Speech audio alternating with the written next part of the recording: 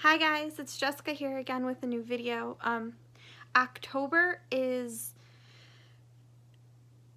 Infant and Pregnancy Loss Awareness Month, and I wanted to share my miscarriage story with you guys. It's been a while. It happened 8 years ago, and it still hurts to this day.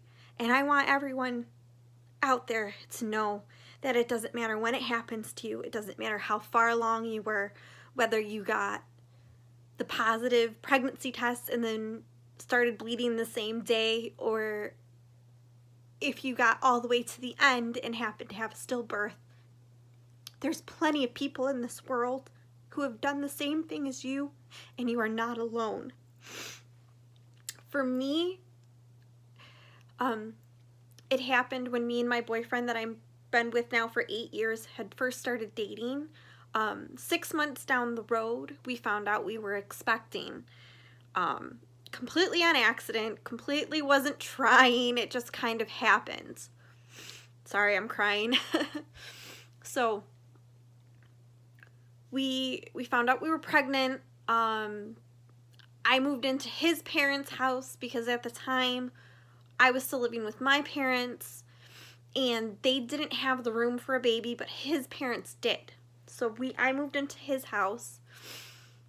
I want to say around month 2 after finding out, I had a little bit of a scare. I started spotting. Rushed to the hospital. They said it's completely normal because it was brown. They said I wasn't allowed to lift anything heavy. The usual things they tell you when you, what they call have a miscarriage scare. Everything was going really well. We started telling friends and family what was going on, outside of our immediate family, like my mother and father, brother and sister, and his mother and father and brother. We went on as normal. The night before we were supposed to go for our first ultrasound at 12 weeks. I literally would have been 12 weeks the day of our ultrasound. I got home from work. I had the next day off. I wanted to take a shower. In the shower, all of a sudden, I had in my head, and I could just feel it in my chest, that we weren't going to be able to see this baby's heartbeat, and we weren't going to actually be able to go in for this ultrasound. I came back upstairs to the bedroom, and I'm telling my boyfriend at the time that I have a gut feeling that we're not going to get to see this baby, and he told me it was a figment of my imagination. We were going to be fine. We were going to go for the ultrasound tomorrow and the next day, and everything would have been great. And we would have gotten to see the baby and the kicks and the flips and all that stuff that you want as a mom to see, to know everything is okay. So we go to bed. In the middle of the night, I wake up. It was like around midnight. I wake up and I didn't feel right. I felt funny, to say the least. So I thought maybe I had to use the bathroom because you're pregnant, you gotta pee a lot, and you have other stomach issues going on. I don't want to go into it anymore. So I get up out of bed, and I take 2 steps to the door, and I felt my water break. And I mean, it wasn't like I felt like I accidentally peed myself. I heard the pop, and there was a gush. And I go downstairs, and I sit down on the toilet, and there's blood everywhere. Everywhere. And it wasn't even like a little spot here and there. I was gushing. And I knew right then and there that we needed to go to the hospital.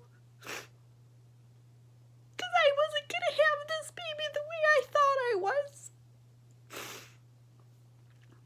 So I run back upstairs. I get my boyfriend and I said, we need to go to the hospital now.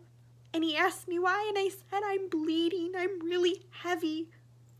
I said, I'm gonna lose this baby. And he's like, okay, get dressed, get changed. We get changed. We go downstairs. Mind you, I hadn't flushed the toilet. I didn't even think about it. He goes downstairs to use the bathroom himself before we leave, and he goes, oh my God, we gotta get you to the hospital.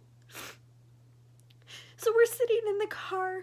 After he used the bathroom, we went and got in the car, and he's sitting there, and he's just holding my hand, and this entire time, I'm just completely numb.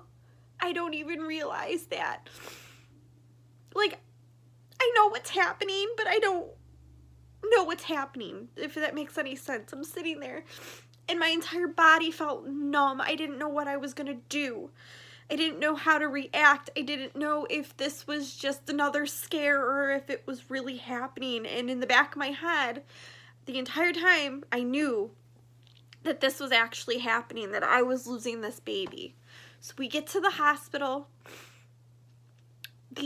I'm wearing a pad, and the nurse asked me if I need another one, and I tell her yes, and I go into the bathroom, and I'm bleeding so heavy at this point, so much and so heavy that it completely drenched my underwear, my pants, all the way down to my shoes. I had to throw it all out. I couldn't take any of it home. I was so covered in blood that I didn't know. Like, I thought I was going to die. That's how much blood there was. There was a lot. I've never, ever in my entire life bled like I did then. So, we go back out, and I told Billy, I said, I need a blanket. I need to cover up. I don't want, because we went to Women and Children's Hospital where I live. And I told him, I said, I need a blanket. I said, I don't want any kids coming into this emergency room while we're here and see me like this, because I was drenched. So they give me a blanket. They take me back to triage. And mind you, from the time we get there to the time we get actually into a room in triage, I'm starting to have contractions. So they tell me, okay, you need to get on the bed. And I said, I can't. I'm in pain. I can't get up. You don't understand. So they pick me up. They put me on the bed. And they're like, you need to take your pants and underwear off. And I said, I can't. I can't do that. I'm in so much pain right now. I can't do it. So the nurse is so nice to me. She takes everything off for me. And they start checking. They give me the vaginal ultrasound, the internal. And Billy, my boyfriend, is watching. And I ask him, do you see anything? And he tells me no. I can't see anything. And then they tell me that I'm sorry, but you miscarried, there's no heartbeat, and we have to clean you out. So I'm sitting there, and they're starting to dig, because they needed to get as much of everything out as they could, but every time they would swipe to get some more out, I would start bleeding really heavy again. So they go, okay, you need a DNC, we gotta take you up there. And I'm freaking out. They had to give me morphine because I was in that much pain. And then we got this nurse. She was an angel. I wish I knew her name and I could have gone back and thanked her, but I didn't know who she was. But she told me that with her first pregnancy, she had lost her baby because his cord became wrapped around his neck and he was born sleeping, as they say, or a stillbirth. And she just made me feel like I wasn't by myself.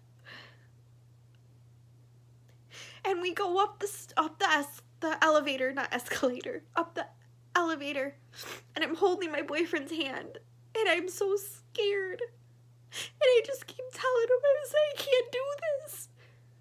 And they told me, you are, and you're going to, and you're going to be fine. They get me into the operating room, and they start to put me under, and I had a full-blown panic attack. And the nurse kept telling me everything was going to be fine. And they took care of me, and they brought me in, and they gave me the labor and delivery underwear to put on before they wheeled me into my recovery room. And I remember waking up and seeing my mom in there and my boyfriend, and I had just had a nightmare that I was chasing somebody down the hall holding my baby.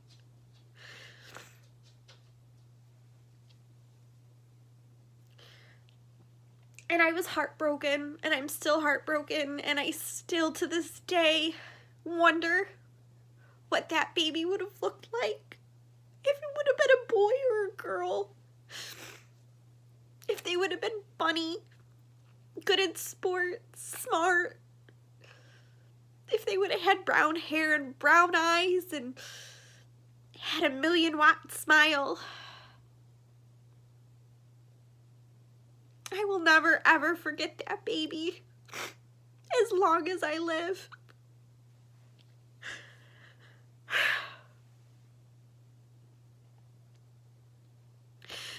I just wanted to let everybody know that you're not alone in this.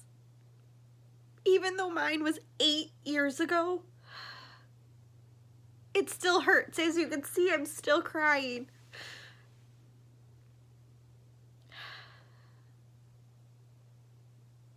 But just remember, you're not alone. There's always somebody out there who's gone through it too. Alright, guys. I just wanted to share my story, and you guys have a great day, okay? Bye.